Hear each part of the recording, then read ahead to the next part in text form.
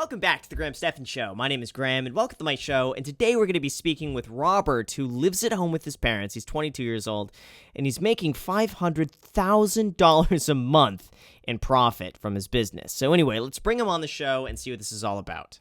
So Robert, welcome to the Stephan Show. What's going on? I have some financial questions I was looking for some advice on, and I thought you'd be the right person to turn to. Cool. Let's hear it. Great. So my story, I'll keep it brief, but basically I'm a software engineer. I work for a large technical firm in South Florida. I'm also a partner, and I own a couple of my own companies myself.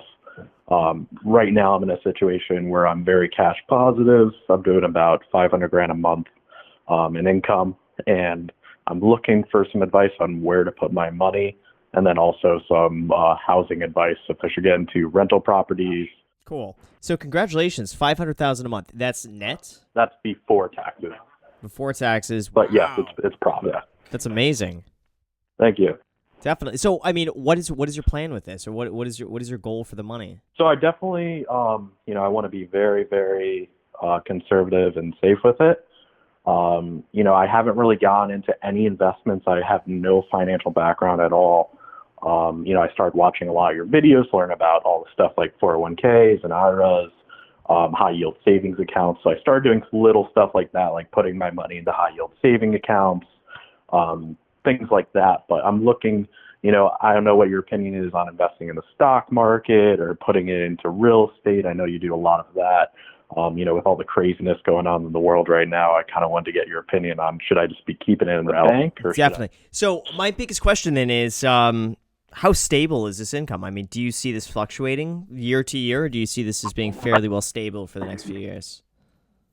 So I only, knock on wood, I only see it growing. A lot of my income, so I have two main streams right now. One is through the software development firm. We're growing rapidly. Just to give you an idea, we started 4 years ago, and now we're doing $15 million a year in profit. So it's going really, really well. We have some major enterprise clients, so I only see that working out better. COVID really hasn't affected us at all. So I think that's going to be okay. For my other business, it's actually in the gaming industry. That one kind of depends. It fluctuates.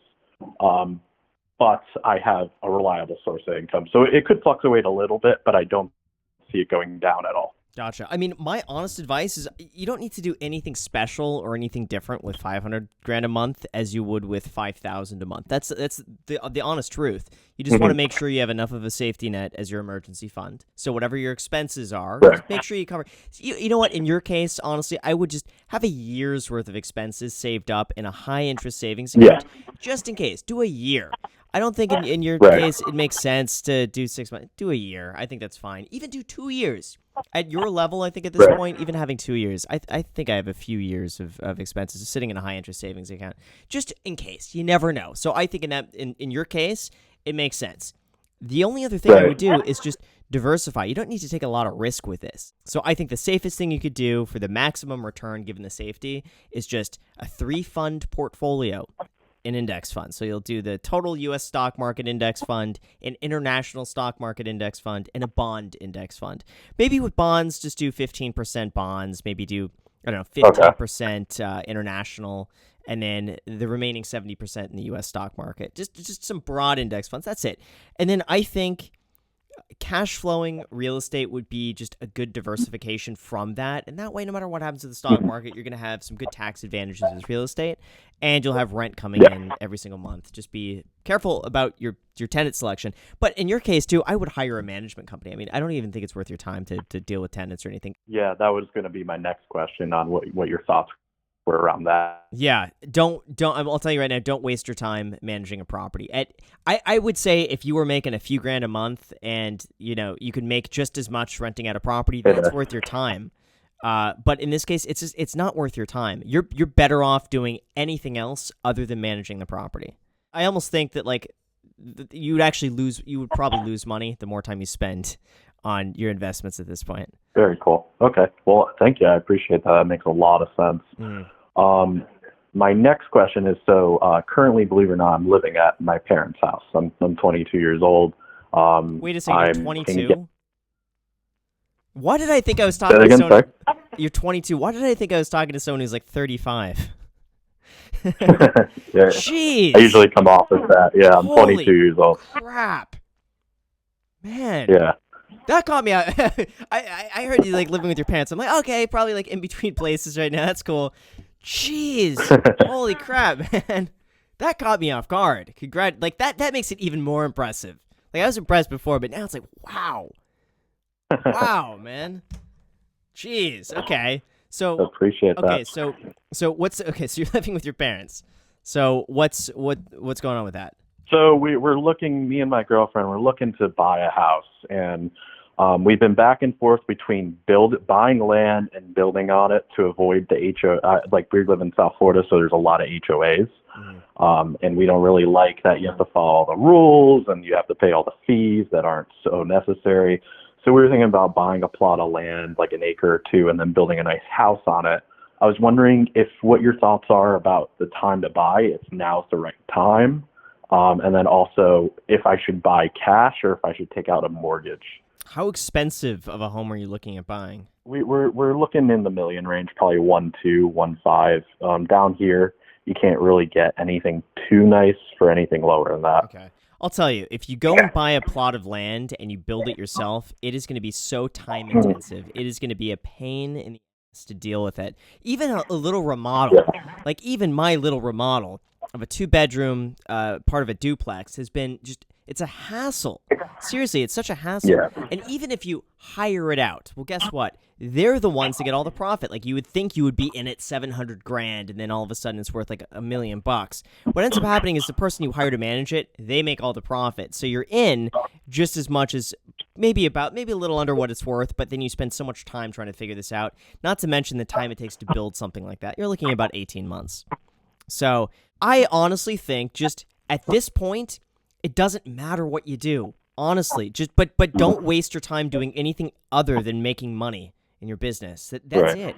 Seriously, everything else doesn't like. I wouldn't spend an hour of your time going and trying to build this house. I just don't think it's worth it. Same as well, I think, as unpopular as it is to say, but like trying to find a good deal in the market is not worth your time either. Let's say it takes you, I don't know, 50 to 80 hours of your time to try to find a good deal that you buy $200,000 below market, so 20% below market value, which is big. You're probably better off going and reinvesting that time back in your business. You'll make way more money doing that. And then the other question I had for you about the house is mortgage. Do you think I should mortgage it, or do you think I should just pay for it cash? I think it just makes sense to mortgage it. You're going to be able to hopefully get that mortgage interest deduction up to $750. So, I mean, what I would probably do,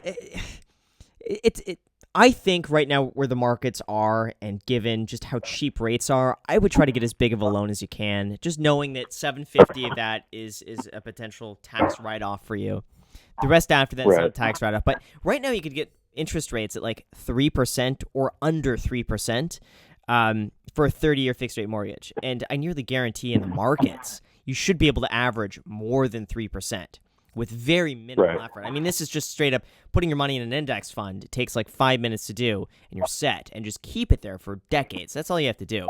So I would almost caution, I'd just say, like, I would take out the biggest loan possible that you can get and just pay it off as slow as possible, get a really low interest rate, and that's it. Plus, a lot of banks will give you a big discount on your mortgage when you transfer $1 million into their account. So let's say you go with Bank of America. Bank of America will say, well, we'll give you a 3% interest rate, but if you deposit $1 million for 90 days, we'll give you a 2.7% interest rate. Usually it's worth it. Interesting. I didn't know that. Yeah, if you have a lot of cash sitting on the side, just for 3 months or whatever, transfer the money in, you get a lower interest rate, and then after the time period is up, whatever that is, sometimes it's 30 days, sometimes it's like just immediately after closing, you could take the money out, sometimes 90 days, whatever the bank says, you could take your money out, put it somewhere else. Cool. Yeah, based on last year's tax return and the year before that, with all the tax deductions I did, I can qualify for about 1.1, 1.2. I didn't make nearly as much money last year, but I made a decent amount. So I would probably have to put down like 400 and then take the 1.1, 1.2. Gotcha. And I would just caution you, because I know now you said you didn't make as much money last year, that it's Yeah. anything that goes up this quickly can also potentially go down just as fast. I know it Yeah. might not, but just Yeah. be cautious of that. And once you get used to this level of income, it's almost going to ruin you from anything else if it starts going down. Yeah. So going from 500 to 50, like someone would be ecstatic to make 50 grand a month, but going from 500 to 50 is like, oh no, what am I doing? So just Right. be Right. cautious of that, and at least let this sink in for probably another 2 to 3 years. Sure. Makes total sense. And then after that, you Cool. can And do then, whatever. Yeah. right. Right. And then business-wise, I think we're pretty similar as far as, you have your own YouTube channel and I'm sure you have your own corporation, you run everything through. I'm having a little problem with tax deductions because based on the income, I don't spend that much money, so I'm paying a ton of tax. Um, I was wondering if you had any recommendations on that, like, 401ks or IRAs that are tax deferred or anything like Gosh, that. you know what? The thing is, you could do that. You could do a 401k. I don't know off the Mhm. top of my head. It's somewhere in the 50s, like 50,000 something is the maximum you can contribute. But I Oh, hate okay. to say it, but and when you're making so much money, it just Mhm. the dent that makes is so minimal. So I mean, I would Right. recommend do that. I think it's a good idea, and you could set up a good SEP 401k policy, and you could just deduct that. I mean, that would be good to do. But in the bigger picture, unfortunately you have to spend money to get those deductions. It's one Right. of the same things for me. It's like I don't really spend a lot of money, so it's hard for me to bring down my Yeah. income because it's like I don't want to spend it. But Yeah. beyond a certain point, sometimes it just becomes more advantageous to spend the money, and at least Mhm. get something for your business that you're not taxed on. Yeah, I have a pretty good accountant and I trust him. I just like to get multiple opinions. He kind of said the same thing, and I was just kind of curious what you kind of do. Yeah, see if you could grow your business somehow. Maybe look into like a commercial building. If I don't know if you rent your spot now, where I your actually office have is. no office. I just I'm 100% remote based business. Oh, then that's. I was about to say you could look into buying an office building or something. But even then, sometimes it's better to keep it simple. Like I've thought about getting like a cool warehouse or something to film videos in, but then I realized like I don't want to have a commute. It doesn't make sense. It's like you're spending money just Yeah, to spend that's money. the It thing right doesn't here. make sense. So I'd rather just save it instead. Good problems to have though. I was supposed to also ask you too. You dropped out in ninth grade. Yes, I dropped out in ninth grade. Didn't get my GED. Never thought about it again. Um, what was funny was I actually had a job opportunity when I was dropped out, and I was making pretty good money just out of school by dropping out. And my parents kind of fully supported that because they saw, wow, he's making decent money and he just dropped out of high school, so I'm gonna let him do what he wants to do. How much money were you making? You're 14 in ninth grade, right? I think it was 15 15. when I started the job. I was making 60K, something like that. Can't remember the exact number. And then a year later, I went to go work for a corporate company that's publicly traded. And I instantly got jumped into the six figures. And then from there, I think when I left, I was in the 200s, which was How did you like a year learn? later. How did you learn how to do that? How did you get started? So with coding, Just yeah, like how does someone discover that, and how does someone get a job in at 15? so I think I was really lucky to have parents that pushed me to do things outside of school. They gave me a computer when I was young. I broke like 10 of them, but they kept giving me new ones. But eventually I started learning how to code. I looked on YouTube. YouTube was still a thing back then, and I learned HTML and CSS by just going on YouTube, following some tutorials, and from there it was just never ending. I just kept going down the rabbit hole. Wow, that's incredible! Yeah. Congratulations. Uh, Thank you. Yeah, I mean, with software engineering, if you look at all the major, like even out where you are in California, if you look at Palo Alto and all the different companies out there, they're dropping the requirement for a degree, a I college think it's degree. smart. I think it's so smart. I don't have a Yeah. degree either. I think it's for a lot of people it could be a giant waste of time. I was a CD student. I just did not like school. I did not want to focus on it, but I was doing stuff outside of school and I was making money doing it. So I was like, why am I going to do school? It doesn't make any sense. So I agree. that was kind of, yeah. I agree. Well, listen, thank you so much for the call. I really appreciate it. And yeah, well, let's definitely keep in touch. Keep me posted on everything. Definitely. I really appreciate all your help.